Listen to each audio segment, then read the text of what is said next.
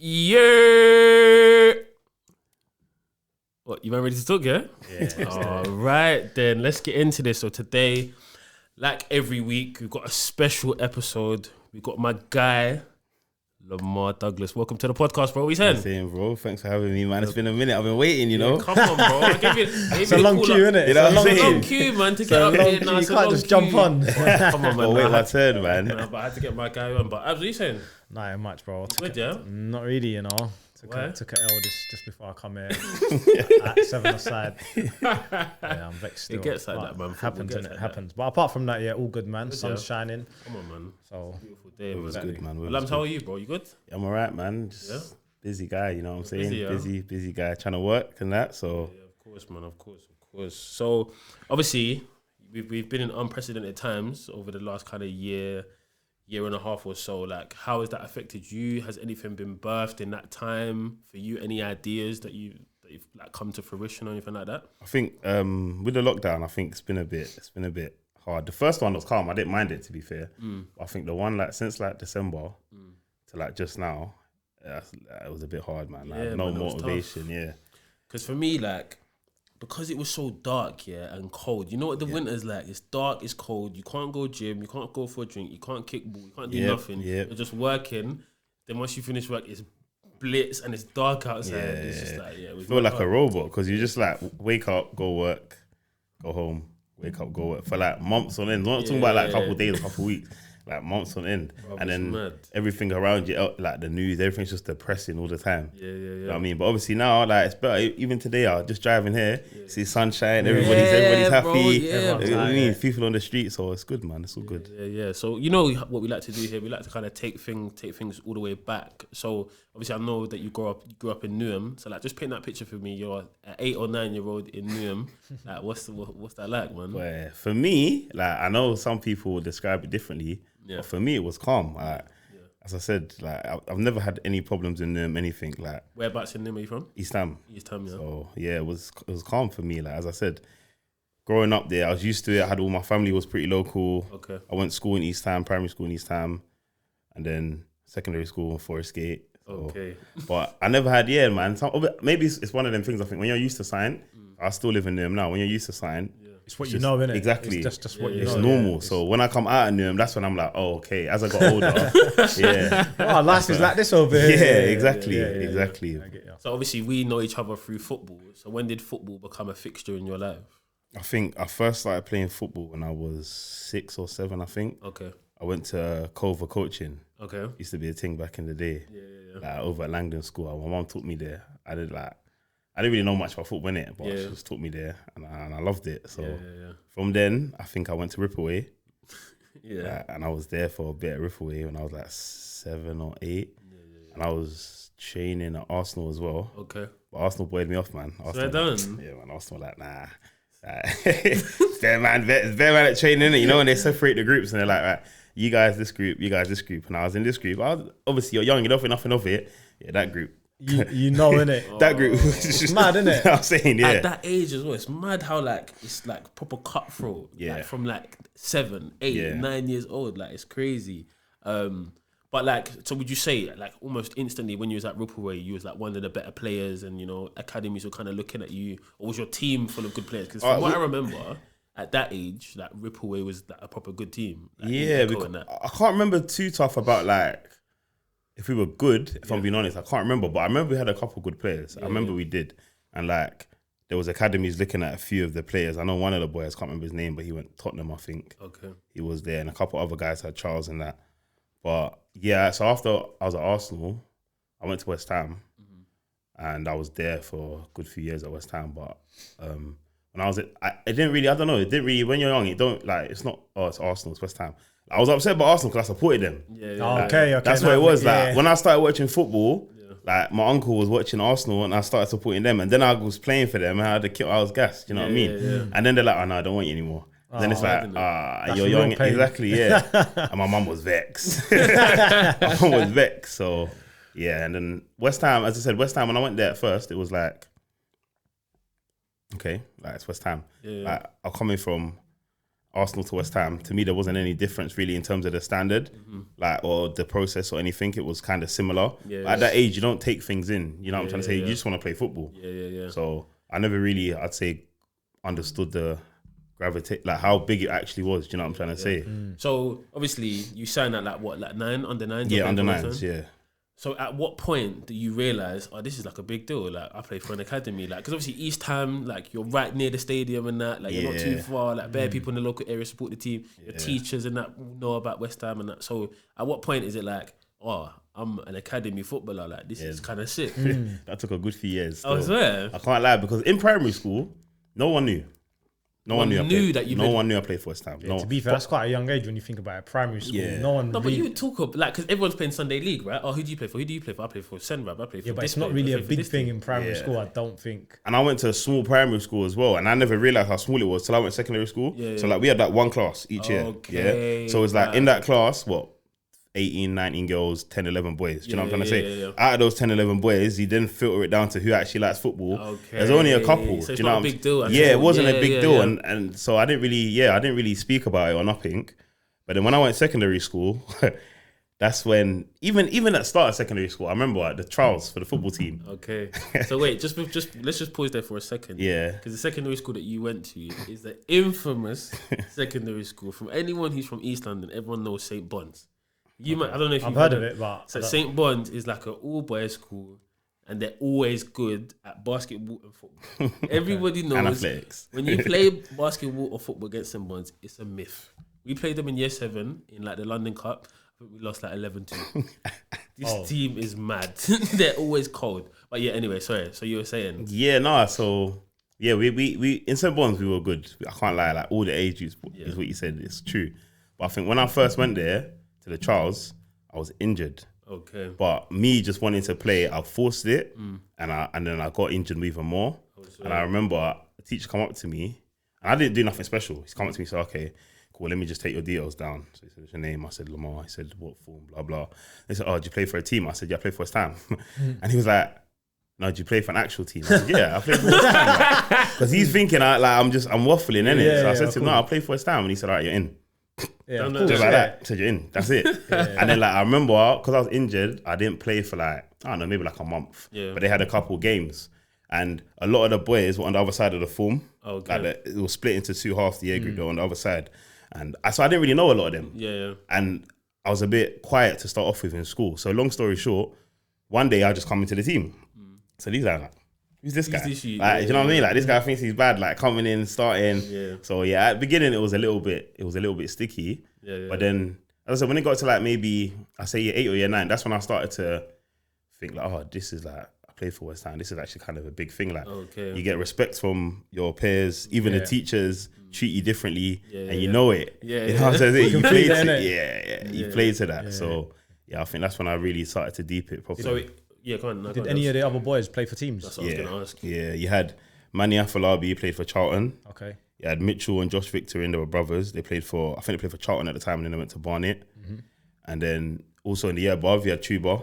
Tuba was in the year above. Okay. And I think there was a couple year 11s at the time. So throughout the school, there was man that's played for England. And you know what I'm trying to say? So that's when you walk around the school, you're seeing people's photos up and things. You know what I'm saying? Yeah, you're thinking, I need to be there. Yeah, you know what I'm saying? That's when you deep it. And then one time I remember, this was the World Cup. I think it was South Africa. Okay. 2010. Yeah, I think. 2010. Yeah. And then after the World Cup, Defoe done his madness, innit? Yeah. So after the World Cup, Defoe went to Bonn. So they invited him into the school. And he come in and like the whole year is like lining up. And like everyone's gassed. You know what the man is like, everyone's gassed. Like he's just done a madness as well. And now he's there in the flesh. And I remember like one of the teachers brought him to me out of the whole year. Brought him over to me because I played for West Ham. And like, bro, It was gassed, I was gassed. I know the man never giving me some looks, but I didn't care. I was gassed. But nah, man, it was good times, man. So what did you guys speak about? Like why did the teacher bring him to you just because you played for West Ham? And then what did he say? Like give you some advice? Like yeah, the teacher brought it to me because I played for West Ham because I'm naughty. Okay. So it was a kind of a bit of a this is what you can be kind of thing. Do you know what I'm trying to say? Like he was like you kind of thing. You know what teachers are like. So, but he was calm. He was just like, yeah, man. Like you know, footballers like when they're in front of kids and like they're a little bit professional. So it's just like. Yeah, no, just listen to your teachers. That, do your homework. Them ones. But I don't think I really listened. So, so you just touched on obviously you're a bit naughty at school. So was your mindset in school that you're always going to be a footballer? So you kind of just didn't take your education serious? Nah, not at all. And I think that's where I got in a lot of problems because I think a lot of people thought that. Yeah. But that was never the case because in my head, like my mum, first of all, my mum was good, very good mum. Do you know what I mean? She always used to tell me, you need a backup. You know what I'm trying to say? Forget football. From young, even before secondary school, she'd say, don't get too caught up on football. Take your education seriously. So in my SATs, I'd done quite well. Yeah. And when I went into secondary school, I was like top set for most things or second set. Okay. So I wasn't like silly or nothing. Yeah. But I just had a bit of a mouth for me, innit? Okay. And like I didn't like confrontation. So if I felt like a teacher was trying to draw me out or something, that's it. I'm going full throttle. Do you know what I mean? In front of the class. And where you're there as well, you got it's all boys school. So it's not trying to impress girls. Do you know what I'm trying to say? But the man them are egging you on at the same time. And then, as I said, teachers, I think a lot of the time they thought, when they started to know about the football thing, they thought, he just thinks he's going to be a footballer. He don't care. But honestly, in my head, I never once thought that. Because I knew how hard it would be, even at a young age. Because I know the work we put in, the people in academies. I know the work we put in. And I know what it's like. You see the olders coming in and then 2 weeks later, you don't see them again. You know what I'm trying to say? Like, so I knew, had a rough idea what it was like. But I think it was a case of I was naughty just because I was naughty. Okay. I don't really think football played a part in it until I got a little bit older. So you see when you're in year 8 and year 9 and you're obviously concentrating on your education, but you're also trying to do the football thing. Are your parents supporting you in both equally? Yeah, I lived with my mum and yeah, she was very supportive. She come to watch your games, your training, all of that kind of stuff.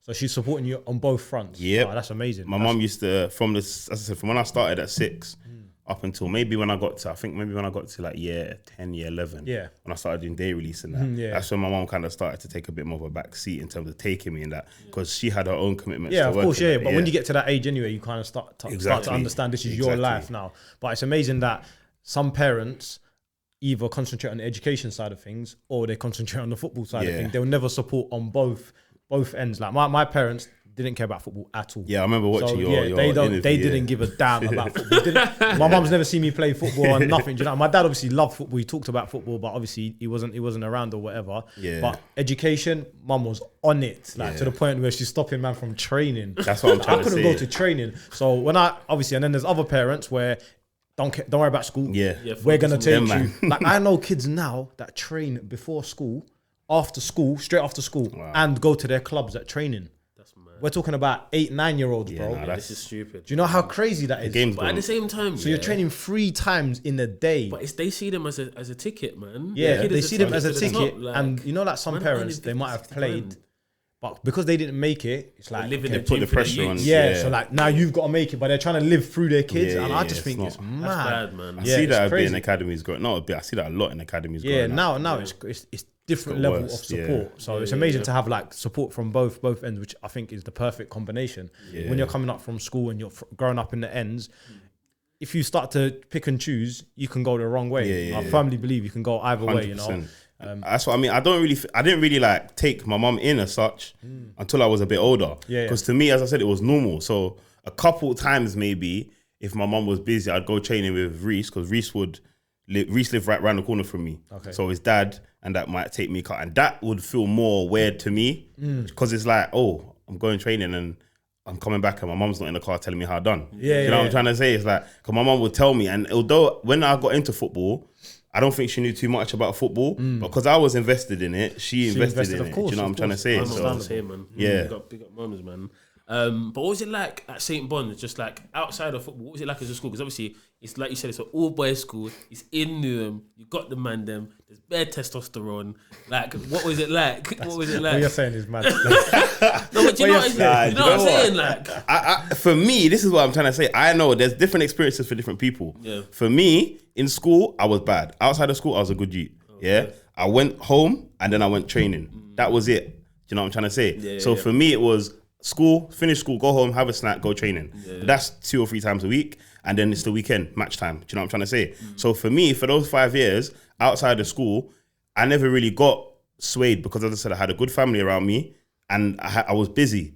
A lot of things that I think people happens to people is because they're not busy. When you're not busy, that's when I think you start to sway. Exactly. Mischievous things, exactly. Sure. So I was always busy. But in terms of bonds in general, nah, man, it was all the man them got love for all of them. Do you know what I mean? It was a good school to go to. But when I want to talk about it with my friends, I was talking about the other day. We talk about the actual way the school was then. Like elaborate on that. It was mad. Like it was mad. You got guys that have come out of Bond since been prison and they've been like, yeah, it was just like school. That was just like school. Like the way schools run, like it was just like school. Like, that's bonkers. That's how it was stuff. Comparing your school to prison. That is honestly how some of the man them view it. Do you know what I'm trying to say? And obviously you had the outside factors as well, like what's going on in the ends, all them things. You know what I'm trying to say? So where Bonds was like, as you said, it was the main school everyone knows. There was little things outside of school. You got people waiting for people, or you got people after school getting robbed. You know what I'm trying to say? The buses after school was mad. Like all of them things. But as I said, for me and for a lot of the man them, it's just normal. Yeah. I just wanted to touch on that. So like when you're seeing these things all the time in the environment, when you start to realize, all right, this isn't normal. Like the things that I'm seeing and that's going on, like all of this, like violence or whatever, or just certain behaviors that you see in the ends. When you start to realize that, bro, this is a bit mad. Like I thought this was normal when I was 13, but now I'm 17. I look back, I'm like, bro, that was mad. I made it. I made it through. Even though I ain't made it. I know what you mean. Yeah, do you know what? What I would say, because I played for West Ham. See, West Ham, so Bonds, 90% all man them. You know what I'm trying to say? In the ends. West Ham, the complete opposite. I was in the minority. So I knew, for example, it was like, I wouldn't say there was two Lamars, but it's like, I knew when I went football, what the norm was, and when I went to school, what the norm was. Do you know what I'm trying to say? And then it was like, when I went to school, certain things would happen, and in my head, I'd be like, okay, like, that's not normal, but at the same time, for the environment I was in, it felt normal. Do you know what I'm trying to say? Yeah. Because I knew, for example, if I spoke a certain way at football, not saying that it was bad, do you know what I'm trying to say? But just the way you carry yourself, the way you act, your behaviours, your mannerisms, you know what it was like at West Ham. Do you know what I'm trying to say? Like, Paul Heffer would have just come out and been like, Nick wouldn't have it. None of them would, do you know what I'm saying? Jimmy Tyndall, none of them would have certain things. Do you know what I'm trying to say? So, yeah, when I was more in school, I remember a couple of the times that I'd, maybe like on a Monday morning when I'm still a bit in football mode, I might try and say something that I would have said at football. And the man would just look at me like, what are you talking like that for? Like, what's wrong with you? Do you know what I mean? Like, so I had to kind of distinguish between the two. But and then also I know obviously with football, you go on tours and stuff, you get to travel for tournaments, go abroad and stuff. Did that also like broaden your horizons in terms of what you got to see? Because you got to get out of Newham, get to go abroad and play football and discover like other cultures and stuff. Even just an away day, to like Southampton. Like you're getting up at 7 o'clock, you're leaving 7:15, 2-hour drive. Do you know what I'm trying to say? You're getting there, and it's like even stuff like that. It's like, oh, raw, like this is what life's outside of the ends. Because I didn't go on when I was young. I didn't go on loads of holidays. I didn't really leave the ends that much. So it's like when I did leave the ends, it was always like, wow. I remember, I think I was 9, went to Belgium on tour. And that was good. Yeah, and then I think a few years later we went France or something like that, and then there was nightclub as well. So there was a few. There was definitely we got bumped because the oldest and the youngest, it always seemed the youngest seemed like they was on tour every week. The oldest went on more than us, but I don't know, man. That 96 man, I think we got bumped still. So yeah, what was your academy experience like? Like, were you one of the better players? Were you well liked at the academy? You told me. You was pretty good. No, back then, if you remember when you had the cane rows and that. How did you feel? I felt like I wouldn't say until I got near the scholarship, I didn't ever feel pressure. I didn't ever feel pressure. I just felt like I enjoy it. Do you know what I mean? I was doing what I enjoyed and I loved it. But I always felt as if to say like, yeah, I did think I was not one of the best players, but I always thought I was good. That's in my head. I just thought I'm good at football. So, do you know what I'm trying to say? But it wasn't until when I got to maybe like 13 or 14 and you start, to me, when it goes 11 aside and stuff like that, the game, it changes. You know what I'm trying to say? It changes. And then the real, not reality check, but the real kind of like, this is what football is for me was when it got to about under 15s. I used to play up a lot. And then play for the under 16s and stuff like that. And when you played in their games and you realise, you know what I'm trying to say, the difference. There's levels, And then as well, when you go to these tournaments where you don't play the normal teams, because if you're used to playing Norwich every season from under 8s, you know Norwich players, although they got new players, you know, you used to play. But for example, we never played like Arsenal. You know what I'm trying to say? When we played Arsenal the first time, where? You saw what time it was. Exactly. Yeah, so them days are long for everyone, boy. They were long. Their teams used to hold it, you know. Come to Hayland. Yeah, we held it a good couple times. Getting it. Even I think the worst team I didn't like to play when I was younger was Charlton. it was good because age, man. and they were big and fast and strong. Yeah, to be fair, Charlton have always been like that. It's a scrap. Yeah, Playing yeah. Charlton is a scrap. Yeah, and I remember in year 7 that Manuel Afolabi that I was telling you about. He played for Charlton. He's a big boy, isn't he? Yeah. He was like 6'4" in year 7. I'm telling you, the guy's always been big. He's always been big. Shout out, man. And then when we played, I remember that season they beat us 6-1 and 7-1. Oof. Yeah, 6-1 and home and away. And obviously, the next day you have to go to school. Yeah, he's talking smack. Do you know what? And not even him too tough. Yeah. But once you say the result, everyone else is Yeah, it's game over. It doesn't matter what you've done. You could have scored the one goal. Dead. West Ham are dead. This, that. And you know, in my head, I always believed in my team. I thought, nah, we're good. But physically, them not just, they wipe the floor with us. You know what I'm trying to say? Do you know what's worse as well? When you say the score, and man that don't play football for a team, they're the ones that give it the most. Yep. And it burns you so much that you think, bruv, who are you? You can't react though. Yeah, you can't. No, because then you're dropping to the standard. Yeah. You've dropped to their standard, but it's always them man that don't really kick ball. They're not good. Yeah, they say mad things. They say the maddest stuff, and you're thinking, I'm burning already. Exactly. This guy's making me burn even more. And you start to see it the other way, and you just think, let me just keep my mouth shut. Yeah. But there's always man like that around. So was you at West Ham up until under 16s? Like So I was from under 9s to under 16s, and then they were just like, one day they were just like, Lambs, you're not getting a scholarship. No way. Yeah. So just leading up to that. So when you're like playing, obviously you've been playing up a lot. So when you come to, let's say, under 16s, are you still flying? Do you feel good within yourself? Or Nah, I felt good. I know there was a couple games I played like, not, let's say, because again, my year got bumped. They did everything differently. So normally, back in them days, I don't know how it is now, but normally they would tell people about scholars like October time or whatever. You get plenty of time to go find and a new trial, team. Yeah, to find. They told us February half term. Oh. February, and I remember because we was on day release. Okay. And I'm going to day release. The way they released me was a bit deep. I'm not gonna lie. So you didn't even know it was coming? No, I did. I knew on the day because I was going to day release, and I'm not gonna say his name, but the guy called me and he said, say his name. Bro. I said, I don't like the guy, man. I'm not gonna lie. I don't like the guy at all, man. But he called me and he said, like, where are you? He said, on my way to training. Do you know what I mean? And he said, okay, who you with? I knew. What, as soon as he said who you with? Did he tell you on the phone? No, he just called me to ask me what. But I'm going training, day release. You know where I'm going. Yeah, you're the like. It's that time of year. Yeah. You're the main guy involved in the decision making. Yeah. And you're calling my phone. So he called me. He said, "Where are you?" I said, "I'm on my way to training." He said, "Who you with?" I said, "My mum." Yeah. I said, "I'm on the bus." He said, "Oh, where's your mum?" I said, "My mum's at work." And he said, "Okay, when you get to training, I want to have a chat with you." So TC. Nah, not TC. It was Dave Hunt for us. Dave Hunt. Yeah, went TC. TC's another one, but we won't talk about him. But yeah, so that journey there was bad, man, because I knew. You know when you just in know. your head, yeah. you just go in there. So when they've told you on the day, has anyone else gone on before you? Nah, so that's what I'm trying to say. So the way they told me, so cool. I got to training, and he said, "How are you getting home now?" What? So I said, "This is mad awkward." Yeah, this is what I'm trying to say. Wait. But I've just got here. Yeah, let me explain this whole thing properly. Right. So we had a squad of, let's say, 16. Yeah. They released 3 or 4 in October. Yeah. Yeah. Now we've got, let's say, 12 left. Yeah. So from October to February, no one's heard nothing. Yeah. So we're all sitting on the fence thinking, what's going on? As in literally no one. Nobody, as far to my knowledge, up to this day, nobody really knew too much. So the ones that got released, they're gone. Yeah, the ones that got released have gone, found other clubs, but there's 12 of us. So obviously in your head, you're thinking, right, some of the boys are like, oh no, don't worry, like everyone's gonna get it. But I'm thinking, if everyone's gonna get it, why would they not just tell us? Yeah. Like, what's the 3 Or they months should have delay? just released us. Exactly. One or the other. Thank you. you. Haven't done. Yeah, it's mad. That's a mad situation. So I'm thinking like, so obviously this is what I'm saying. That's why I knew when he called me, because all these questions, it's out of the norm. Yeah. Do you know what I'm trying to say? So he's cool. Anyway, asked me how am I getting home. I said, taking a bus. I said, I'll take you home.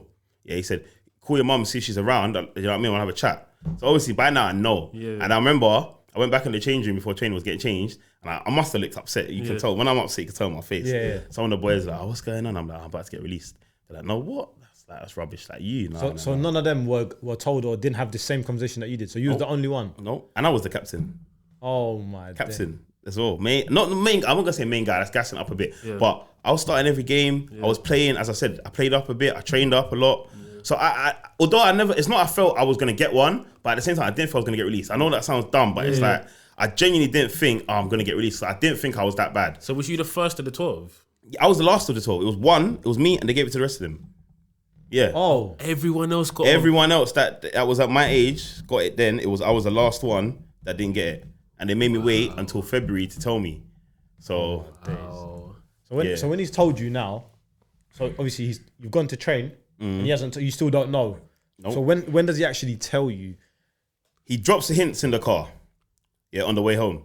But obviously, I know I'm not dumb. I knew, but he dropped hints. Even when I called my mom, I said to her, prepare for the bad news, because I know I can tell. Like, these guys, They don't understand the vibe they give off. Exactly. And the thing is, normal. I've been seeing these guys for years. So it's like, oh, Lamar, how you doing? And all of a sudden it's like, oh, Lamar, you all right? Like, yeah, okay. When you're finished, like, yeah. Do you know what I'm trying to say? Yeah, so moving already you're like, right, this guy. But this guy used to at me on Twitter. We used to talk, and I was like 15. Yeah, guys used to chat to me. Do you know what I'm trying to say? Like, I thought we were like cool. And then obviously we weren't. So anyway, we went to my nan's house. That's where my mum was. Went there. Was in the kitchen. It was Dave Hunt, Steve Potts, and I liked it. I still got a lot of respect for Steve because he was a good manager. It was Dave Hunt, Steve Potts, me and my mum, and they were just like, basically, we don't. What did they even say? The reasons they gave it, they never give a good reason. Nah, they never do. But the reasons they gave it was something like, one, because I started off as a striker. Yeah. And then when I got to maybe 14 or 15, I was in centre mid. That's where I was playing. And they were like, they see me more as a striker, but as a striker, they don't see me developing to get in the first team. So I was like, that's neither do I as a striker. I was like, I'm not a striker. You know what I mean? I'm a midfielder now. I've been playing there for 2-3 years. We're talking about under 13s. Do you know what I'm trying to say? So they didn't really, up to this day, they didn't really give me a proper reason. And my mum was pressuring them for it. Like, what? He's been there for all these years. Even now, the last few months, you've made us wait. What is the reason you're not giving him one?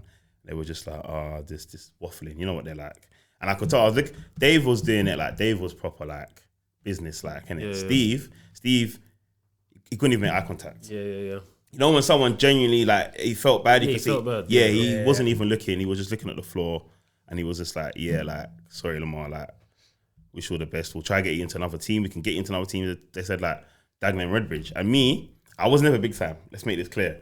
But for me, I'm playing West Ham, step one. You know what I'm trying to say? You don't even know who Dagenham Redbridge is. Let's be honest. Thank you. You don't know. When they said Dagenham, you said who? Exactly. The only time I played there was a school game. Yeah. So I was like, so you're telling me I can't get into a Cat 1 academy. I'm in there. Captain. And now I'm going, exactly. And now I'm going down to what, Cat 3 or Cat 4 they were.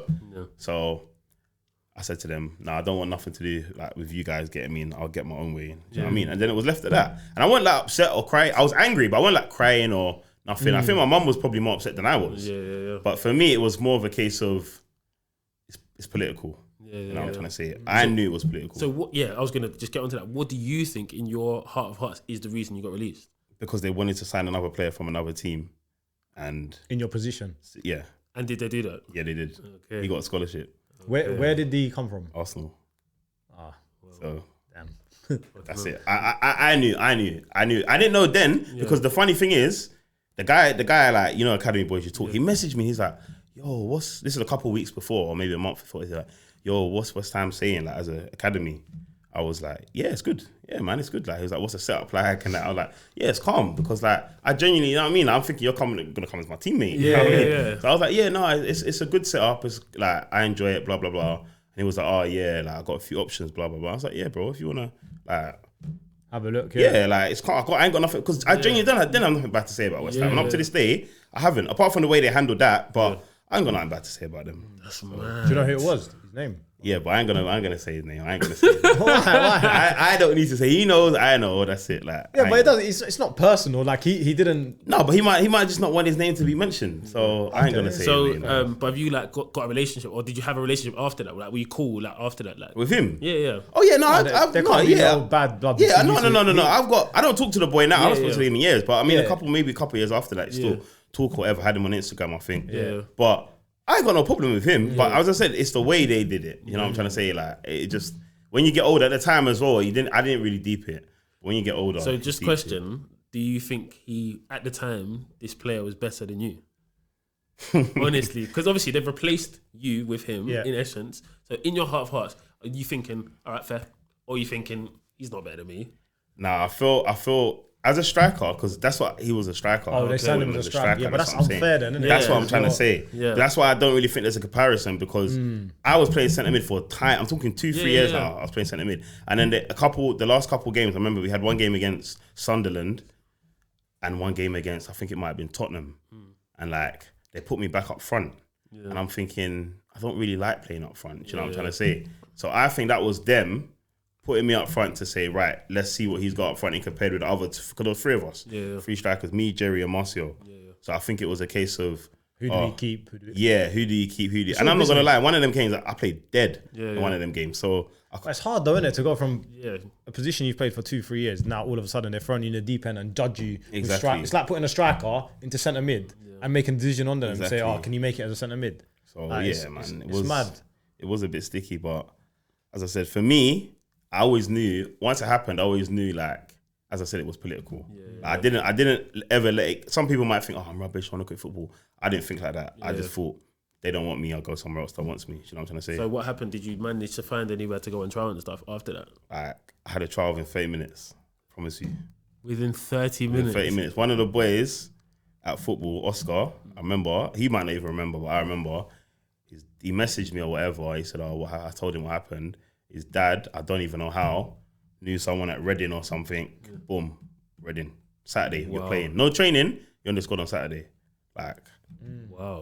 That was how quick it happened. Even I was surprised. That's mad. Is it because did you play Reading often? So did they know you and stuff? I think Reading were just, do you know what? I think Reading did a similar thing to West Ham. They didn't really give out too many scholars. And I think what they were doing was all the players that were getting released, they were trying to get them in. It's a better caliber of players, isn't it? Exactly, before they gave out their scholars. Right, so, yeah. So did you go there? Did you sign? I went to Reading.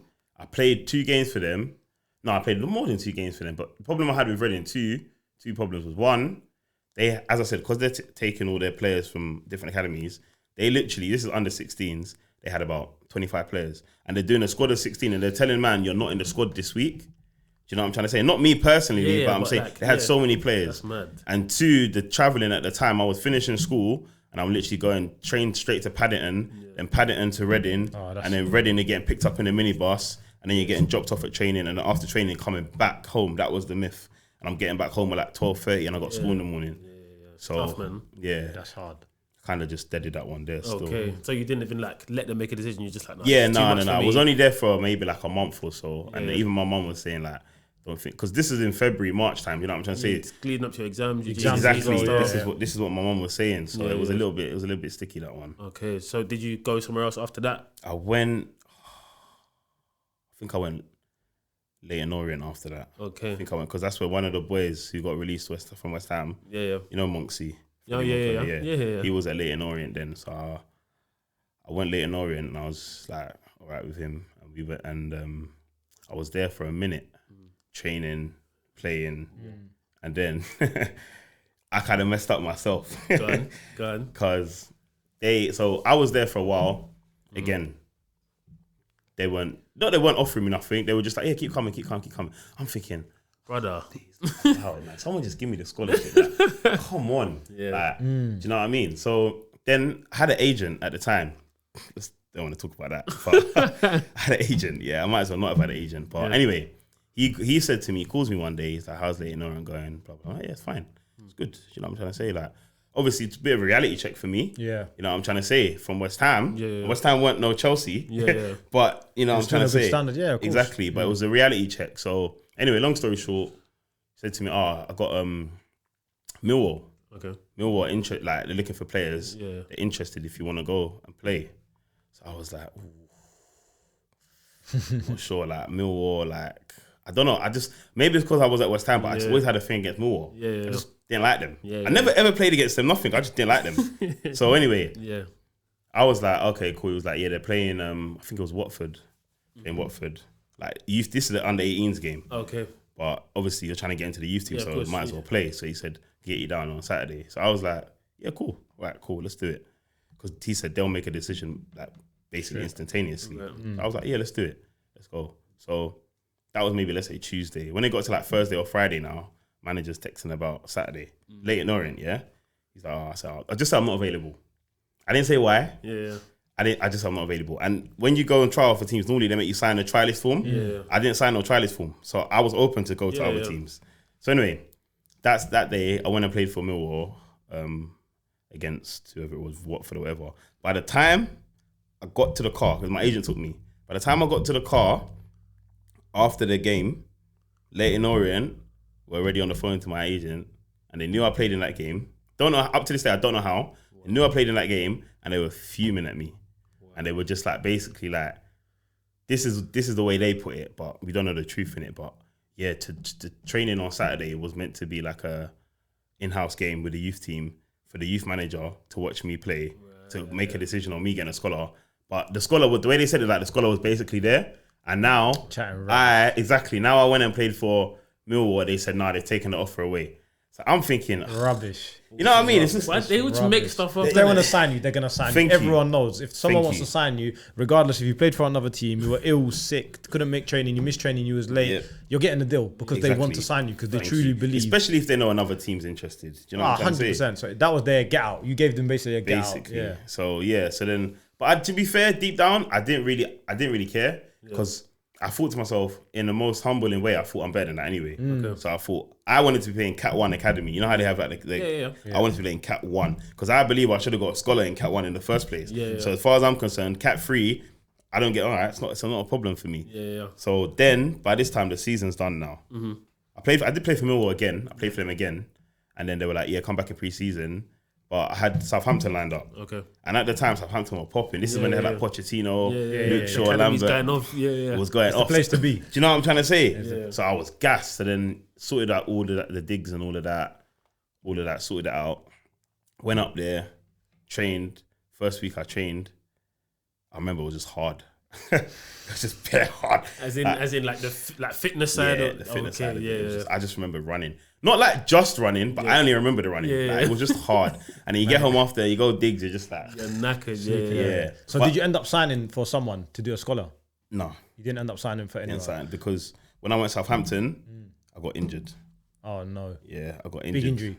Yeah, so one of the days we was running, I felt my knee. And my knee's always been a bit dodgy, always. But yeah, from young, it's always been dodgy. But I always just thought, it's just like... It's a normal. Yeah, just your body like hurting or whatever.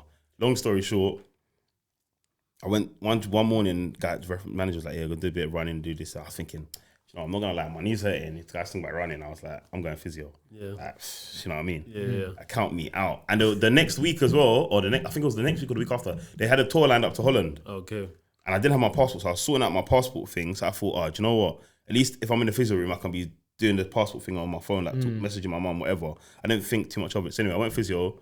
Physio did it, they did a rub, whatever. It was like, cool, don't train today. We'll send you for a scan in the afternoon. I was like, cool.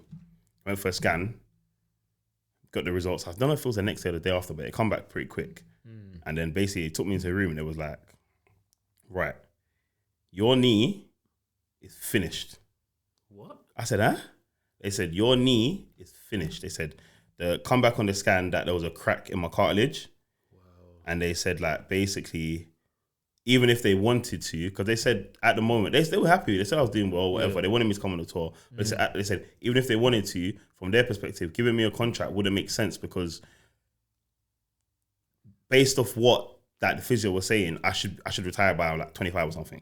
Oh, my. Yeah, because my knee, I'm sitting there in this room, I'm in shock. Yeah, I'm in tears. I'm thinking, what?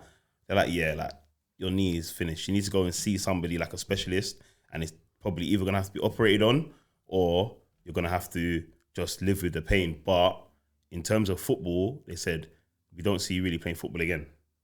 Ross, that's mad. No, we got to get into that conversation. So when they come in and they say, your knee's finished, are you, because obviously your knee, have you thought, okay, well, this kind of makes sense because after games it swells up, or I can't really walk, or these kind of things. Or no, you didn't. It wasn't in the realm of possibility. I just thought, damn, I should have trained, man. That's what I thought. I thought, damn, I should have trained. If I had trained, I would have had a scholarship. That's what I thought to myself. I should have gone training. But no, I didn't. As I said, I never felt, because it turned out in the end, it's an overuse injury. Right. So it wasn't like an impact. So in my head, I'm thinking, but I haven't been like tackled on it. I haven't hurt it like that. So I'm thinking what they're saying, and the way they were saying it is like, you're finished. Like, you can't ever play football again, not even like professionally. You just can't play football. So I'm thinking, no. You know what I'm trying to say? But I didn't think it was ever that. Like, I didn't. Yeah, do you know what's crazy is that the injury that you're talking about is very similar or the same as the injury my brother had. And obviously he was also at West Ham, but he had like a hole in his cartilage, they were saying. And like, they were basically saying, like, if you keep playing this high intensity football, by a certain time, you might not even be able to walk and stuff. Yeah, that's like. basically what they said, Yeah, so it's crazy. But do you feel any resentment towards like West Ham for that? Because it's an overuse injury. Could they have not, because if you think about it, like academy ballers, they're playing that 4 times a week for 9 months a year. Like, it's a lot it's the AstroTurf. On a young person's body. It's a lot. So did you feel any resentment, or do you feel any resentment now? Did you train on Astro, yeah? Yeah. Oh, so you was training on Astro, yeah. AstroTurf. The inside at Chodo Heath, innit? Yep, inside. Horrible. Horrible. And the years doing that, because there's a few of us. As I said, there was me, Kieran, I spoke about earlier. Yeah. Always getting injured. Yeah. I mean, Alex Pike picked up a few injuries. Do you know what I mean? And there was a lot of us in the team that were getting injured regularly like that. But at the time, I never thought nothing of it. But when I got a bit older, even like when I went to the specialist, obviously now I'm not at a club. Yeah. So everything taking time now. Yeah. So the specialist, that was in like Southampton was like July, August. I didn't see the specialist till like October. Wow. Do you know what I'm trying to say? Yeah, like everything's taking time now. So when I went to see him, he referred me to go and see somebody else. And I went, and the guy was even saying, I can't remember like what he was, but he was saying that if you really wanted to, you could even try and not sue West Ham, but hold West Ham accountable for it. You know what I'm trying to say? Because at the end of the day, this is an injury that's been coming on for years that you've had, and they failed to pick it up. And now in the last, 7-8 months since you've been released from there, everyone seems to have picked it up. Just one simple scan, that's all it took. So I didn't ever pursue that. I just thought to myself, like, it's just gonna sound like I'm some bitter guy. I didn't get a scholar, now I'm trying to get money from them. I just left it. So how's your knee now?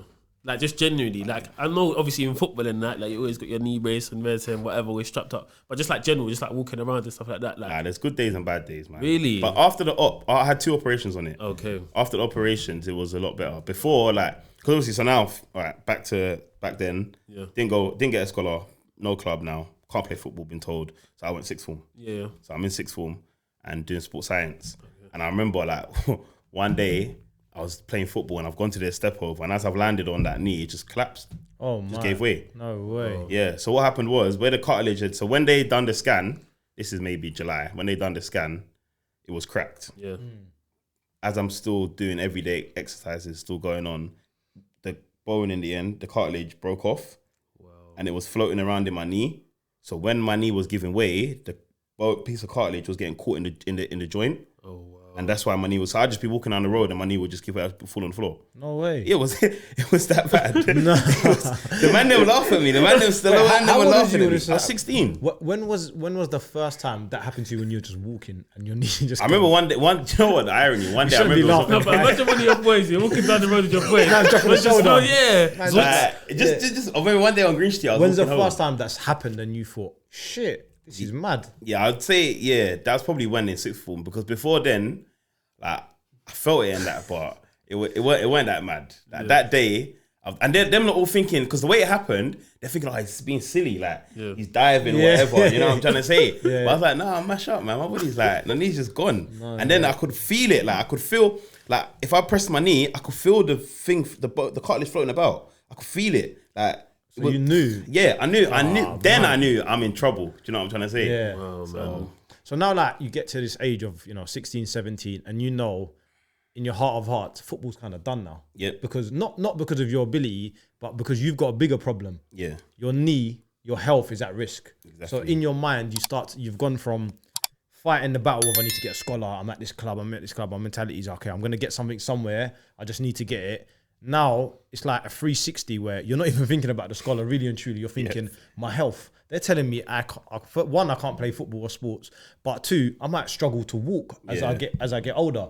So now you're worried about your health. What is your mentality moving forward? Like, in terms of, okay, I want to fix this knee, but once you fix it, was your mentality, okay, now I'm going to get back into football once I fix it? Did you have a plan of what was going to happen once you sorted out your knee? or there was no plan? It was just there was no plan, and I'd say so my whole football career, so to speak, from when I was 6 to when I was to now. The only time I can really say I have a regret was after the operation.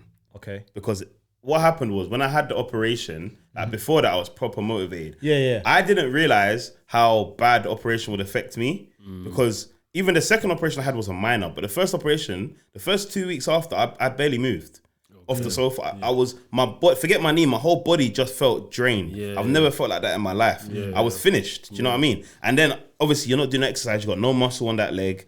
Do you know what I'm trying to say? Everything, I couldn't go to the toilet properly, I couldn't shower properly because I've got a brace on, I got a cast on. Do you know what I'm trying to say? I didn't realize how bad it would affect me. And then I just genuinely thought, forget football, can't bothered. And I was just being a bum basically. Yeah, of course. Do you know what I'm trying to say? It's understandable because you're doing it at 16, 17. Yeah. There's people that would go through what you're going at 25, 26 and have the same problems. Yeah, and I didn't really realize it until I looked back on it. Do you know what I'm trying to say? And you didn't have like when you're at a football club, obviously you're doing rehab someone, so they know to tell you, okay, do this. This is how you do that. There might even be someone who's gone through the same thing that you can lean on. You're doing this by yourself because obviously you're not at a club. This is what I'm trying to say. So it was a case of I got everything I got done was on the NHS. Do you know what I'm trying to say? So it's like I could have done it privately, but I ain't got 3, 4, 5 bags that they're asking for. Do you know what I'm trying to say? Like I ain't got that. My mum ain't got that. Do you know what I'm trying to say? So everything was done on the NHS. Everything's long. You know what I'm trying to say? No disrespect. You know what I mean? But he's a waiting list. You gotta wait. So I had to wait for the op. And then physio comes, I have to wait for physio. Physio's like once a week. And the exercises he's giving me, they were like, in my head I'm thinking, I could be doing more than this. You know what I'm trying to say? You know, innit? Exactly. You know but they're prepping me for just to be able to walk again. To be able to do the normal stuff. But in my head I'm thinking I want to get back to football. So as I said, after a while of it, I just kind of gave up. But I didn't realize, because in my head, all I'm thinking of is I want to be pro. I want to play in the Prem. I want to play in the Prem. I want to be pro. I'm not thinking there's other routes in. I'm not thinking of, for example, the non-league route. Like, do you know what, Lambs? Get yourself fit, get yourself healthy, and then jump in a non-league team. And you could, I didn't know all of that. Because all I've ever known since 6, 7 years old is academy. Do you know what I mean? And that's the goal, the Prem. Exactly. That's all I've ever known. Someone said non-league team. I couldn't even tell you anything about non-league. I couldn't even tell you. I didn't know. League 2 even. I couldn't tell you. Because all I'm thinking of, Prem. Want to be at the top. So that's my regret. If I was a little bit more smarter or a little bit more knowledgeable kind of thing, then I could have prepared myself. And I wouldn't be pro today, but I could still have a decent career in the game. To have make an earning out of the game. Yeah. Of course. So we talk about this all the time, but do you think like clubs have a duty of like aftercare? Because they should teach you, okay, beyond West Ham, if you get released, these are your options. You can do this.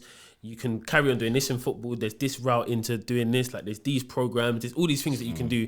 If you're injured and you're not in a club, these are the resources that maybe you could get. Like, do you feel like clubs should be more helpful with that? Because it's kind of like, all right, you've been released on that day and you probably never spoke to anyone from West Ham ever again to this day. Only really Jimmy Tyndall, that's it. The rest of them, never. I feel like, from what I know, when you got the scholar, they do a few things. They send you on like courses, on coaching courses or whatever. So there's a few, and you get a bit of knowledge. But I kind of just missed out on that. And it was almost as if to say, right, what now? But as I said, my mum always kept me on track anyway. So I still, although my teachers thought, for example, I'm not paying attention to school ever, I still got good GCSEs. I got into the sixth form I wanted to go into, which was the same sixth form. I don't know why I chose that one. But I went to St. Bond's sixth form, and I studied sports science. I could have gone to uni if I wanted to. I chose not to, but I got the grades to do it. Do you know what I mean? So in my head, I kind of had that plan already. But in terms of what you're saying, I agree. I think there should be some sort of aftercare kind of thing for people, because especially when you're at that age, like it depends on your mentality. It depends on your mentality and how everybody's different. So because I coped with it one way doesn't mean next man's going to say. Gonna cope with it the same way. You're lucky to have like a good family unit around you and all this stuff to keep you on the straight and narrow. But what if it's people who don't have their parents around the way, and football's their everything, and at 16 you've just ripped it from them and just said, go and fend for yourself. Like I feel like that's a bit irresponsible. I just think maybe not clubs, because it's hard to educate.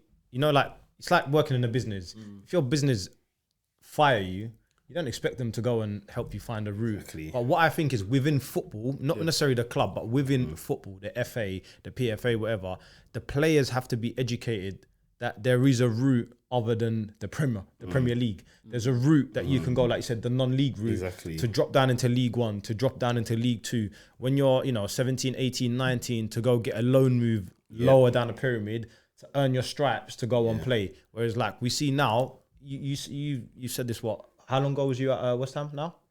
8 years now. 8 years ago. So even till now, there's boys in the same situation as yourself, as I was like in this age now. At 17, 18, 19, they don't know non-league clubs. They don't know nothing. And it's like, it's like a cycle but I feel like we need to break. Yeah, but these clubs perpetuate that, because I remember like being at West Ham or being at Spurs when I was younger, and you might play a team like, I don't know, Colchester. It'd be like, we're playing Colchester today. Like, it's got to be a win. Like, it's almost like we're here. Like, forget them teams. So when you get released and you're talking about going to a step 3 team, you're like, I'm better than this anyway. Yeah. And it's just like, well, if you were better than this, you would be playing. In that and this is what I mean by Exactly. I don't know the FA, the PFA. I don't think necessarily the clubs, because the clubs. I agree everything you just said. But I just think like the PFA or the FA, they have to start educating the players, because some boys get to 18 and then now because they got 23s. When I was there, it was reserves. So like, you're getting to 20. They're saying to you at 18, okay, you've done your scholarship. We're going to offer you another 2 years. You're playing 23s football. It means, so you could finish football at 20, even 21, let's say. And you can come into non-league, and someone like myself that's been in non-league for, I don't know, 7, 8 years, bro, you can come from Chelsea. You ain't taking my place, bro. Absolutely not. Because I've played 150 games in this level. And that's how it works. You could be at Chelsea on 5 bags a week, and I might be on 500 a week. You ain't coming to take my place. There's no chance, because the manager's going to go, bro, I've got him. He's played 100 games at this level. You've done nothing. You've played 23s football. You ain't played men's football. You're a nobody. So then the player's mentality is like, nah, non-league is dead. I'm too good for that. But you haven't been educated that. That's what I mean. We're playing here for our lives, for our livelihood. You're playing there for your livelihood. And if you're not educated, it's not to blame the player, but the people in football. I believe the people in football, not necessarily the families or nothing. Because if you don't know, you don't know, innit? What are you supposed to do? And that's what I'm saying. Where I was at West Ham, because I know, for example, some boys, like let's say Carl, for example, is in my year group. He's pro now. He wasn't at West Ham from young. He come from, I can't remember if he come from West Ham in the community or somewhere, but he come at like 13 or something like that, 12, 13. So like, he had a different experience already. I was gonna say, I'm not saying his mentality was different. It might have been, it might not been, but he's had a different experience. When you're in academy for years on end, all you know is academy. And especially if you're in a top academy like West Ham was, or is, I should say, then you're thinking of that lifestyle. Do you know what I'm trying to say? Everywhere football, that's football. Exactly. Like that's all I knew. So if someone, I was turning up my nose at Colchester and Leighton Orient. If someone had said to me, non-league, I would have been like, you're bantering. You know what I'm trying to say? Like, come on, like. Do you know? And it's not in a way like, I don't think I was big time. I don't think I was ever big time, but it's like, in your head. It's just a mentality. Exactly, You feel like I deserve that at this stage, so why should I now drop down to semi-professional? Do you know what I'm trying to say? But if I'd have known 100%, I would have. After the operation, not after I got released, I would have still tried to do what I did. Yeah, of course. Way. Yeah, you've done the right thing. Exactly. But after the operation, 100%, I would have gone into non-league. And in the end, I didn't. And and then I started playing Sundays. And then eventually I went Wolverhampton Abbey reserves. And then I was on the bench a couple of times for the Wolverhampton Abbey first team. And then I started playing Essex senior. But by this time now I'm like 2021. And it's not you're still young. But it's like you're thinking, damn, I wasted like 2 years. Wasted 2 or 3 years. 2 very important years where as well. other people are getting their numbers up. Thank you. So you're 21. Thank you. Getting on the bench, there's probably a 22-year-old that's played 100 games already in the first team because he started at 19, 18. Exactly. And some of them man that got them scholars, not just at West Ham, all across the board, they're playing the same non-league that you would have been playing. They're playing there now. Do you know what I'm saying? They're playing there. Yeah. So, and they're earning their money and they're making their money. Yeah. So it's like, it's a different route, but sometimes it's the same destination. Do you know what I'm trying to say? You're not always going to get there. Everyone's going to go the same way and get to the same place. You got to go whichever route is best for you and was different for you. But I just don't feel I had the knowledge for whatever reason to know the other routes. I just knew route A. Do you know what I mean? So for me as well, just on that topic, I think that whoever the governing Premier League, bringing in the under 23 thing, I think it's the worst thing for youth players, because now you can be basically a youth team player until you're 23 years of age. Yeah. So imagine 5 years. you coming out of the game at 23 now, and that same you're a myth. You're a myth. And you played no men's football. I guess under 23s might be classified as men's football. It's not really men's football. You played men's football up until age of 23 years old. Academy games are counted as for nothing. Zero. Yeah. It's literally zero. And non-league managers, anyone would know, they want man with experience. That's the only word they know. Yeah. Any manager has got experience. Like, how many games you played? Oh, I've just come out of this. Oh, okay, well, you can come training. Yeah. How can you say to me I can come? And do you know what it is? That's the thing with non-league. That's even why I even stopped playing non-league, because it's like come training. It's exactly what you just said. Like non-league is literally like your manager will say, "Oh, this guy, okay, cool." You bring like someone will say, "Oh, I got a player for you." Yeah. Cool. What's his CV? Oh, he's played at Ilford. He's played at all my reserves. Oh, not interested. Yeah, you know what I'm trying to say. That's literally if we're talking about I don't know. Step 3. Do you know what I'm trying to say? Step 2, step 3. But it's mad how they think. Yeah, that's literally how they think. Now, you might be, a very, very bang average player. You won't be a dead player. But to be playing that level, you might be bang average. I know players who play that level and say the same thing. I've watched games and it's like, I played against this guy like 6 months ago. This guy is bang average. Yeah. But you know what? He's got this on his CV. He's played at this team. This manager knows him. He's got his name about. And he's got his name about through playing. Yeah. Because when you're playing adult football, competitive football, your name is going to get about one way or another. Good, bad, whatever. It's going to get about. But if you're just stuck in the 23s or you're just stuck playing reserves football, your name's not going to... Because no disrespect, no one's watching it. No one's, do you know what I'm trying to say? You're unknown. Yeah, no one's watching it. You're a myth. So obviously now you're involved with a Sunday team that you founded. So like, how did that idea come about? Yeah, man, Eastway. Big up Eastway, man. Big up Eastway, man. Me and 2 of my boys, Harold and Joseph, we were just talking like about...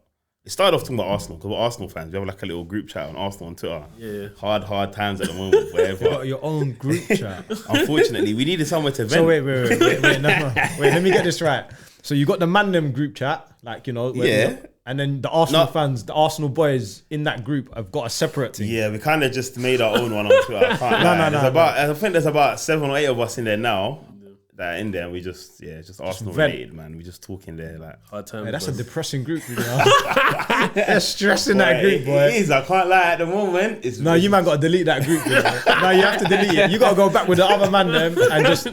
You see when the other teams, like I support Tottenham, so when the other fans are talking about Tottenham, you can feel good about yourself a little bit. The thing is, if I was in another group chat with the man them and they're talking about their teams, it's even worse because everyone's doing better than us. Everyone is doing better than us. Even more. I don't even know. I think at the moment, we're either 10th or 11th. I don't know if we're in the top half. Do you know what I mean? Like Leeds can finish above. Leeds just got promoted. That's bad. I'll tell her out, by the way. I want this to be vocal. 100%. 100,000,000%. Who would you get in if you had a choice? About him on Twitter, always. Who would you get in if you had a choice? Honestly, I don't know. If I could pick anyone, I would probably have said Allegri. That's why I wanted to come in the first place. Okay. Before Emery, before Arteta, I wanted Allegri. But we're so far from that now. Yeah. We just need a manager that's just anyone with experience, man. Yeah. Just to steady the ship a bit because... Would you take Brendan Rodgers? I would love Brendan Rodgers. That would be a good... I'd love Brendan Rodgers. Acquisition. He's going to make a decision soon. Yeah. He's got to go either Tottenham or Arsenal. Yeah. If Arsenal decide to... But I don't think they're going to sack him though. Arteta ain't going anytime soon. I think they give him another season because one of the excuses will be, he's a new manager. He ain't had the budget. He ain't had the players. But also, there's no fans. So exactly. He'll be calm. I think he'll be calm. They'll give him another season. I wouldn't. The thing is, even when he come in, I'm not gonna lie. I didn't want him to come in, but I thought, cool, Arsenal player. Let's not get twisted. He wasn't no legend. People think he was a legend. He wasn't no legend for us. He was just a good player, a decent player at the time. Come towards the end of his career, done his thing, cool. But I didn't want him to come because in my head it was like we tried with Emery an experiment and it failed. So we should have gone now for safety.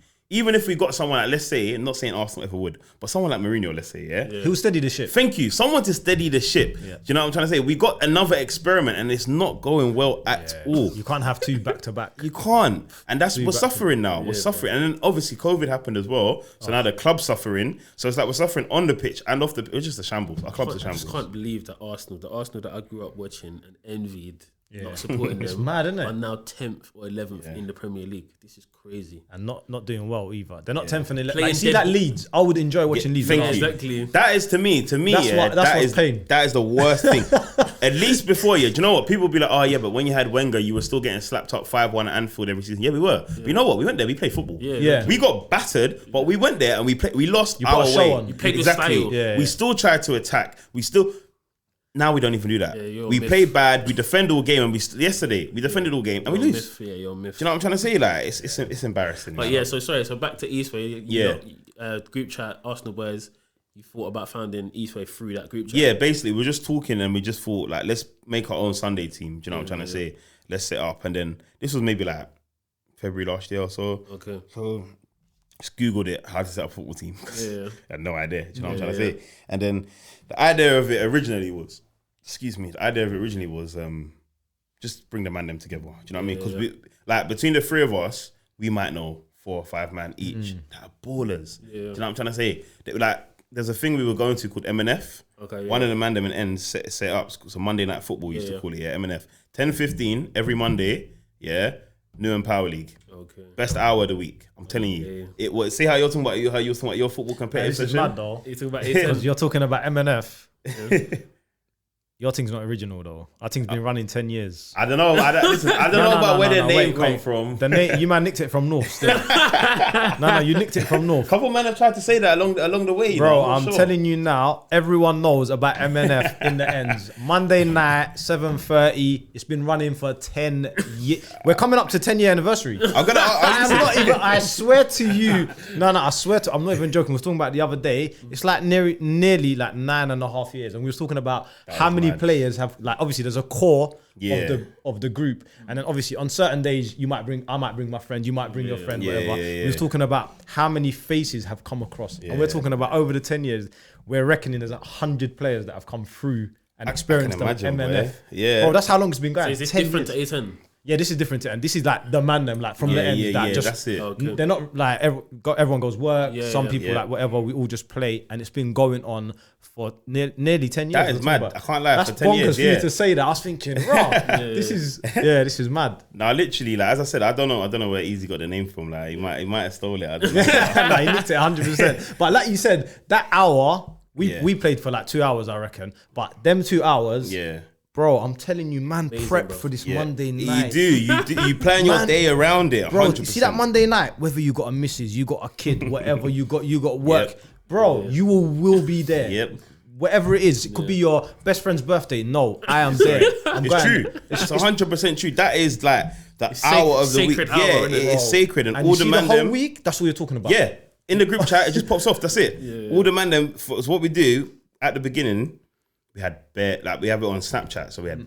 I don't think the limit is like 30 man on Snapchat in a group or something, something like that. So every man wants to play. Yeah. So they said, right, 9 o'clock on the Sunday, the night before, you have to put your football sign. Same. Yeah. So literally, I think it was on the day though. 7 a.m. Man them a day, like this with the alarm on their phone. Yeah, soon as it dings 9 football, and literally you'll see 20 footballs all come at once. Everyone say in. I think in. Yes, I think 7 a.m. still on the day. Yeah, the first 18 that put in, bro, you're in, and then it's locked. Keypad comes out, you're locked, man. You can't. You ain't coming. There's no. Flip it, no. And then if you put your name in and take it out, you get a week ban. Yeah, do you know what? Imagine you wake up at 7. Similar. It's mad, bro. I'm gonna have to check. So let's say you woke up at 7. You put your thing at 7, you put in, and then let's say it gets to 2 p.m. You say, "Oh boys, I'm out." Something's come no problem. Next week, ban. You're on a ban, fam. You're on a 1 week ban. You can't do that. For our one, it was if you put the ball sign before 9. So if you put 8:59, ban. If you put the balls, for the emoji in it, you'll type in football. Yeah. If you type football instead of putting the emoji, you're banned. It don't count. You know what I'm trying to say? Strict. Like it has to be because there's so many man. So they used to have I think we used to do 8. I think it was 8 on 8. And then you have like a reserve list even. 5 man. So anyone that turns at 10, it started at 10:15, get there for 10. Yeah. You turn up 10:01, you're out. 1 week, This is on. Now that thing's mad. This is on one of the Eastway videos, I turn up, at 9:59, That's when I pulled up. Don't worry about what the man then will tell you, I was there at 10. But they're trying to say by the time I come into the thing to pay, it was 10:01. So they sent me home. So who played? Huh? So are you not a man down? Does it not uneven? No, because there's a reserve list. So the 5 man on the reserve list, they turn up. Well, they have to come as well. They don't have to, but they choose to turn up because they know it's man them. They know someone. So just in case someone is gonna drop out. You always got man them that will turn up late or something. They just knew it. More time on the reserve list, the best 2 or 3 guys might even end up being the ones to play.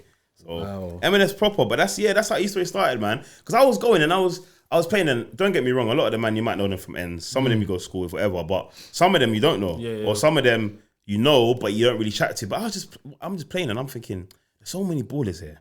And we did play against other teams in like 8-a-side or whatever, but I'm thinking, there's so many ballers, we just have a team. Because we have a team, we can be good. Do you know what I'm trying to say? And that's kind of where it kind of started from.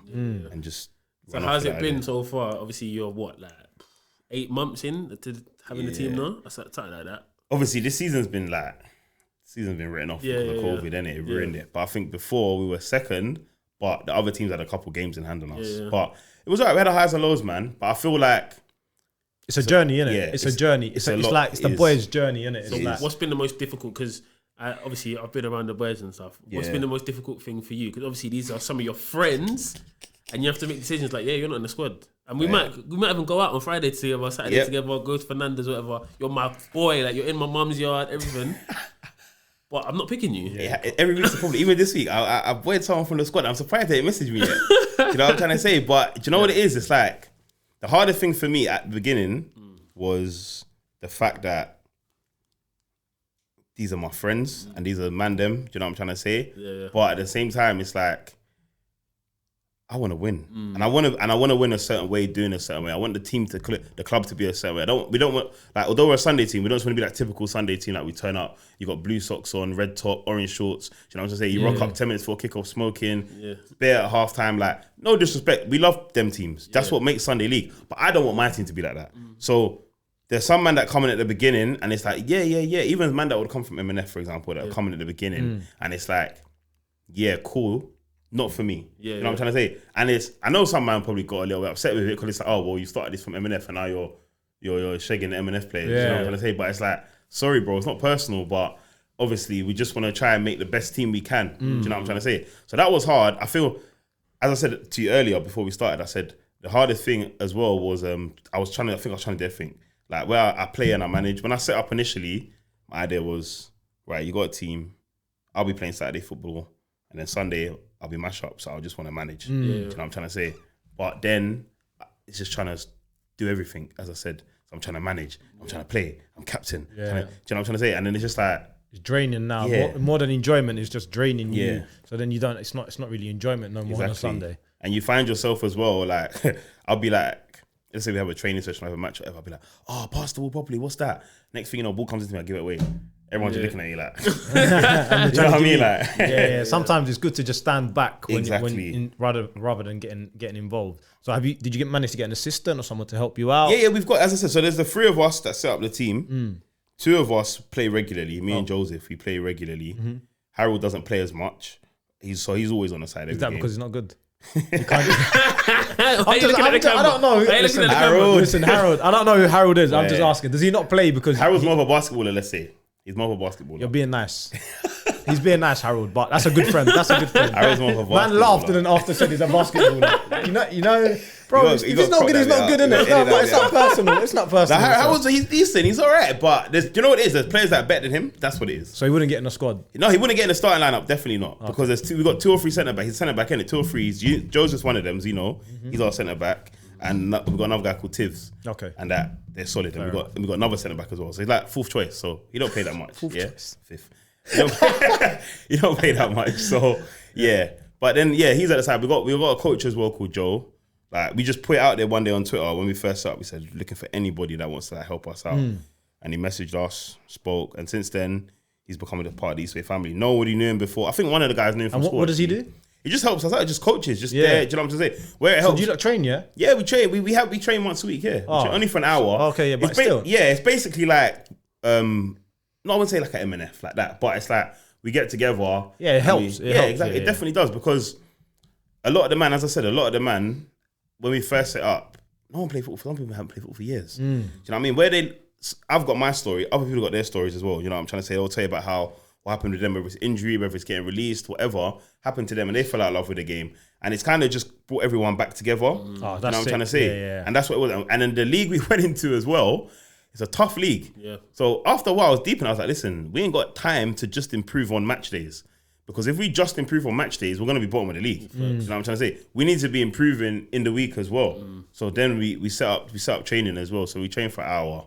So yeah, man. So my question to you, because I do the Sunday league team as well. I run a little Sunday league team.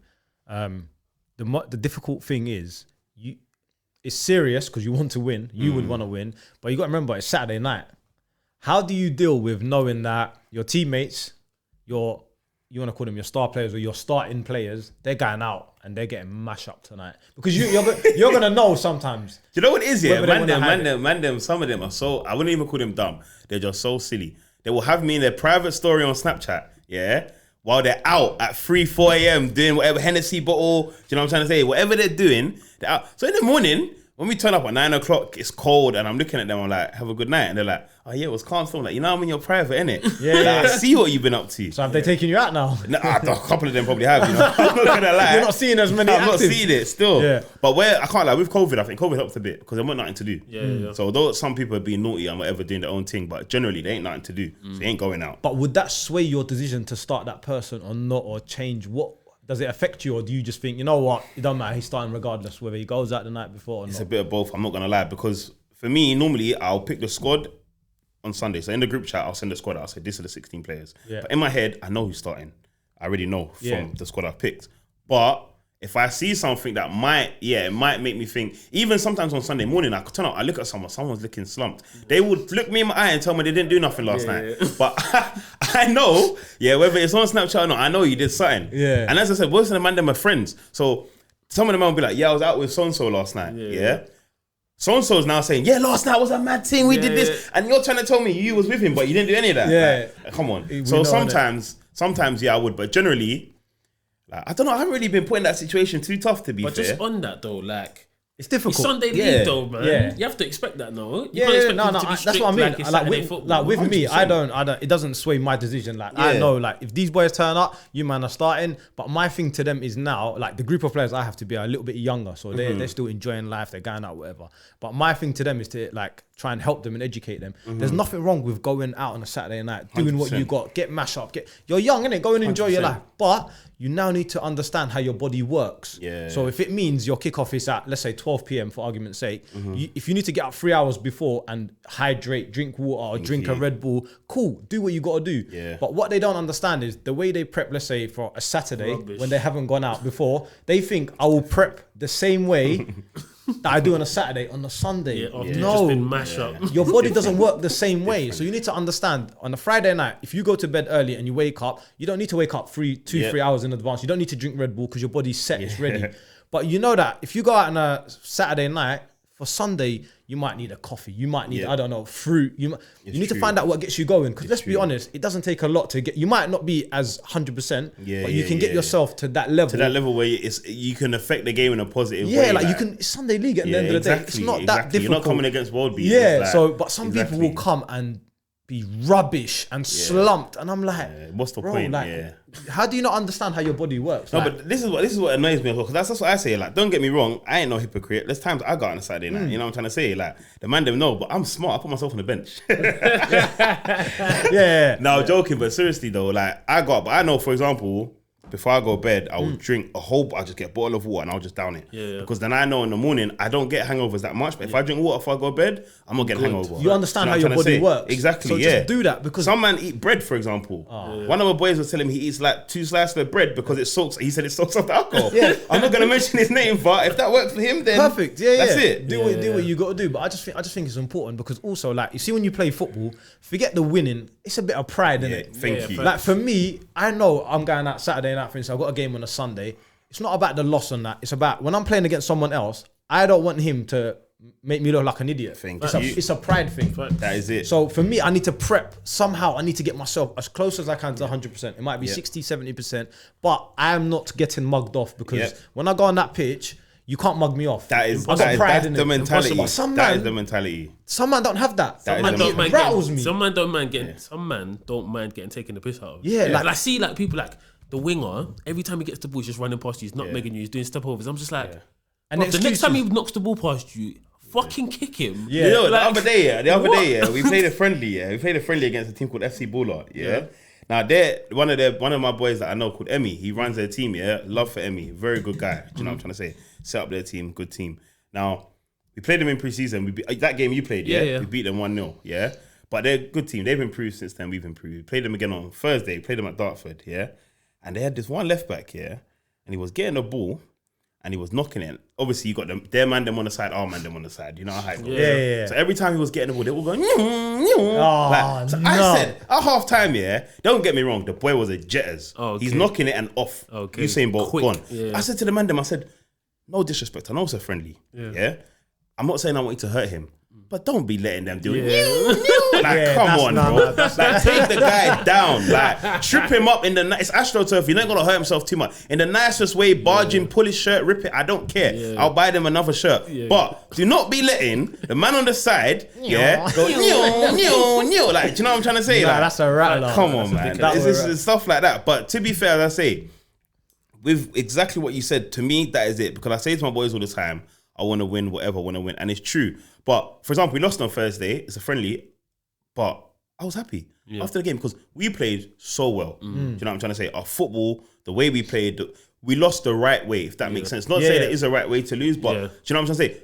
Our first friendly back after this COVID, oh my goodness. Horrible. Oh my. We were terrible.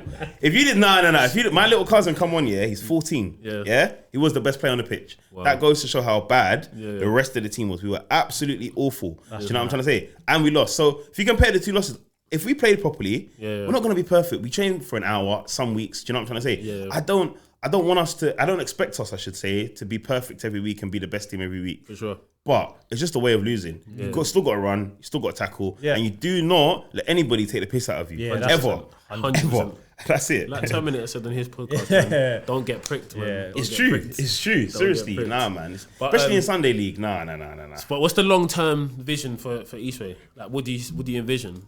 I think with Eastway, what we want to do, we want to take it as far as we can take it in terms of we want to push ourselves. So at the moment we're in the Sunday League game, we want to try and get first of all the actual Eastway first team and get a bit of success. Because we were speaking about maybe starting a second team or maybe a youth team, women's team, something a little bit different. Do you know what I'm trying to say? Yeah. But I said to the lads, first of all, we got to cement ourselves because establish yourself. Yeah, no one's gonna want to come the man them want to come and play for us now. Because we're the man them. The man them know about us. Do you know what I'm trying to say? Everyone hears, the Easter.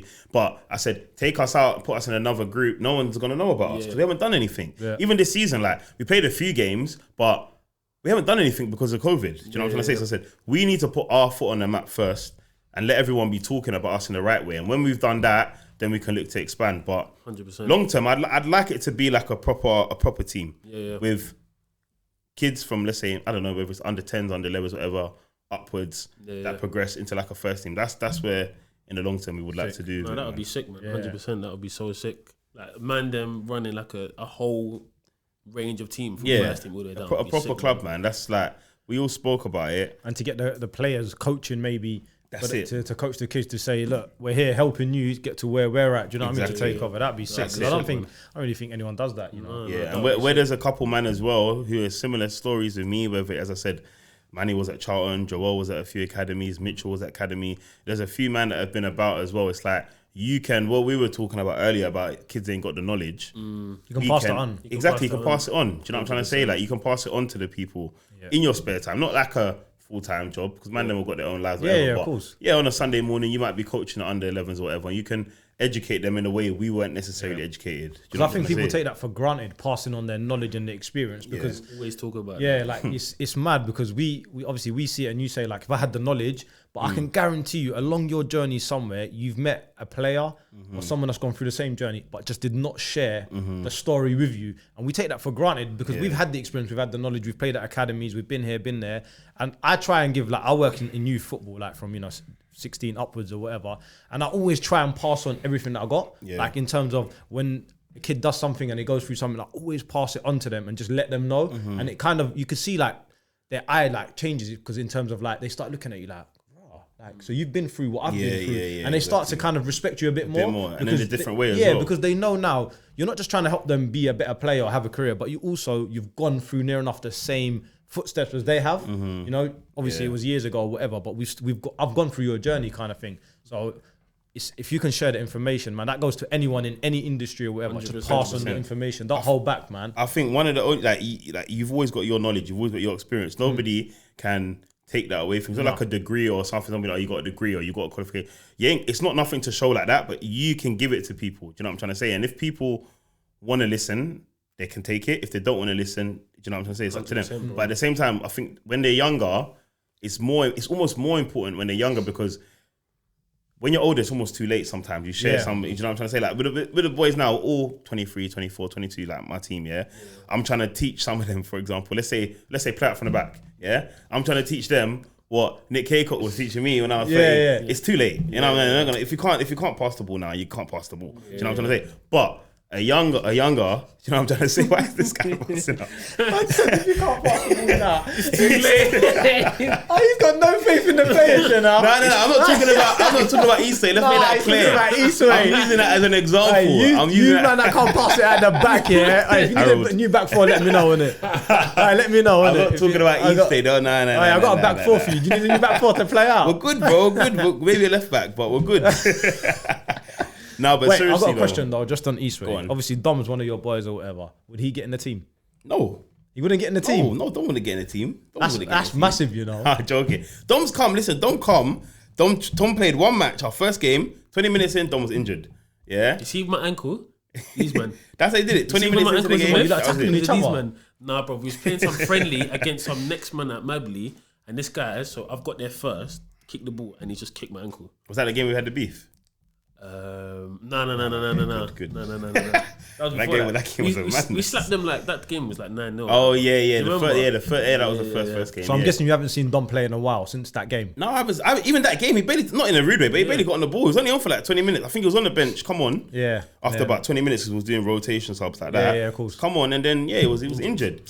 And then since then, he just didn't play. He's gone now, though, isn't it? He's been signed, isn't it? He's on a big contract. Listen, I got him on a big contract. It's calm. I guarantee you, once you guys play us, and he's in that midfield and he's seen what's going on, he's going to come over. He don't know. He's going to come over. Don't worry, he'll see him.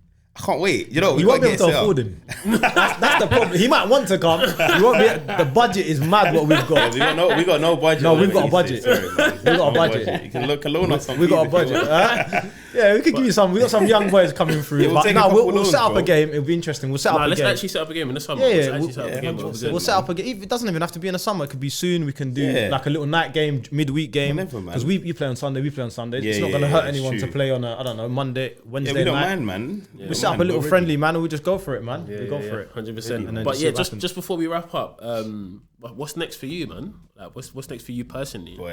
Are you trying to get back into the Saturday football at all? Like, I thought, but I was talking to one of my boys about it the other day. I do want to get back into. I miss football, man. I love playing football, and for me, the better players I play against, the more I love it. Do you know what I'm trying to say? Like the Sunday, competitive games. Exactly. Do you know what I'm trying to say? The other Sunday, come back 3-2. Yeah, those are the best games to play in. And don't get me wrong, Sundays, the league we're in, it's a very competitive league. Like most of the players in there are playing on Saturdays for other teams as well. So it's competitive. But as I said, for me, Sunday, I don't feel I can ever play my best on a Sunday because my mind is 100% focused on the game. Agreed. Yeah, you know what I'm trying to say? I know what you mean. Yeah. I can never be 100% focused on playing for Eastway because in my head I'm thinking, right, what's it, 52 minutes, I'm going to make this sub in a minute. If this player's doing this, I'm going to do this. You know what I'm trying to say? If they score this goal, I'm going to change the free. So many things are running through my head for the whole time I'm at Eastway. Do you know what I'm trying to say? So I don't think, me personally, from what I've experienced over the year, I don't think I could ever play 100% for them. But on a Saturday, I would feel a lot more just playing my game. You just relax. focus on you. Yeah, you just focus on you. Exactly. Yeah. That's it. You turn up, chat in the change room, and then once you step out in that warm up, 100% concentration, and I do miss it. I do miss it, but it's a bit inconvenient Saturdays, man. That's the word I would use for it. Like it takes up your whole day, and if you're doing it on Sunday as well, your whole weekend's gone. You work Monday to Friday. Saturday and Sunday you're playing football. It's gone. So I'm not in terms of getting back into Saturday football. Once I lose the belly, I might try, but for now we'll have to wait and see, man. We'll see. Cool. But no, there were definitely some gems in there, man. You've definitely given us some gems, and there's a lot of stuff that I didn't even know. Like obviously, I knew that it was an injury that kind of stopped you keep playing, but I didn't know like how serious it was and stuff like that. But yeah, man, for sure. And like moving forward, if you can be a person for other people, like in your area, or if you later down the line get like youth team players at Eastway or whatever, you should definitely share some of the things that you've learned, because like we always talk about, and like one of the reasons I started this podcast is because so many people, and like regular people, you know, like you see people having these interviews like Premier League footballers and this and that, but it's like people that are just like us, just normal people that go to work during the week, do normal things, that have such amazing experiences that you can share with people, and they just don't. So like try if you can to share it, and hopefully people watch this and whatever and can pick up some things from it. Yeah, hopefully, man. Because as I said, for me, I feel not I've ever been shy. Yeah. But I always feel like before, you know that stigma you see it on Twitter or something, be like, I could have been a footballer if I didn't get injured. You know that one, isn't it? If I didn't have my knee. You know, it's always the knee as well. It's always the knee. So I don't even like to talk about it. Like, and even now, if someone mentions West Ham, I'm like, that's 8 years ago. Do you know how long ago that is? It's like it's in the past. Yeah. Do you know what I'm trying to say? Like, I'm not that guy at all. I'm not that guy at all now. Do you know what I'm trying to say? But it's true what you're saying, man. When you talk and you open it up and you can relate and that, it can definitely help people. 100%, man. Yeah. And I imagine you've like been given like some guidance to your little cousin as well. Yeah, that's what I mean. I try and help him out a lot. Do you know what I mean? He's been at a couple of academies as well, and I try and help him out. I try and give him knowledge, whether he listens or not. Do you know what I mean? But I feel to me that's the hardest thing when you're giving knowledge to kids. Because I used to be a teacher in primary schools. I used to be doing PE teaching in primary school. So I always felt when you're giving it to kids, it's hard. Although kids are more accepting than adults, they're more willing to learn. You don't want to come across as you know it all. Do you know what I'm trying to say? Like with my little, I don't want to come across and be like, oh, I know this, listen to me all the time, I'm always right, because I'm not. Do you know what I'm trying to say? I can give you my experience and I can try and help you learn from not to make the same mistakes I did, but that doesn't mean I'm going to be right about every single thing. And at the same time, when it comes to football especially, you got to love it. If you don't love it, I can't force you to love it. Your dad can't force you to love it. Your friends, if you don't love it, there's no, do you know what I mean? There's no point doing it. And I feel like there's a lot of parents and brothers and whatever, they put a lot of pressure on these young kids. Do you know what I'm trying to say? You have to make good at football. And then in the end, the kid falls out of love with the game and it becomes a chore. It's like going to work. If you don't like your job, it's the worst thing in the world. Do you know what I'm trying to say? Getting up every day and going. And football is a job. It's no different to that. So yeah, definitely. I feel like with him, I try and give him as much knowledge as I can, but I don't force it upon him. Do you know what I'm trying to say? And at the end of the day, he's his own man or young man.